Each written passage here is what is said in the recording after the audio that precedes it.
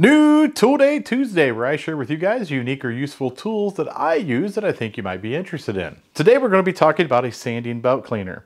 If you've never heard of one of these, you really need to watch this video all the way through. These are very cool and they're not really expensive. Somewhere in the neighborhood of $7 to $8 will buy you one. I will put a link down below.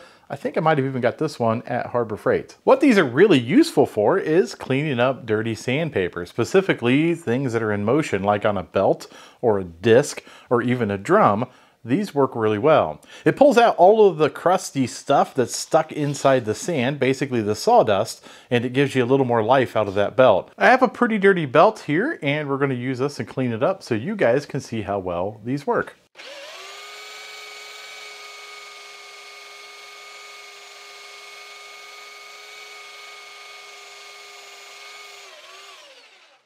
So you can see I've cleaned up half the belt. It didn't take off some of the bigger stuff, but we definitely have more belt life. It's definitely rougher right here than it is over here. Now, one thing I want you guys to know is this particular sand belt has been used on not only wood, but Trex, which is semi-plastic based. And so some of these pieces that it didn't clean up could be those pieces of Trex that have melted to the actual paper itself. But it still did a pretty good job and it still brought some life back to this particular sandpaper. It's definitely something that can come in handy. And if you're like me and you're always running out of consumables or sandpaper or belts or drums or discs, then this could actually bail you out. There's been many times when I'm using my Shopsmith as this really large disc that it gets clogged up and I don't feel like peeling the disc off and putting another one on it. I use one of these guys, I clean it up, and I keep on going. So there you have a quick and dirty review on how to use a sanding belt cleaner. If you like these types of videos, please like and subscribe. Take a look at some of my other videos, and at the very least, you might be entertained.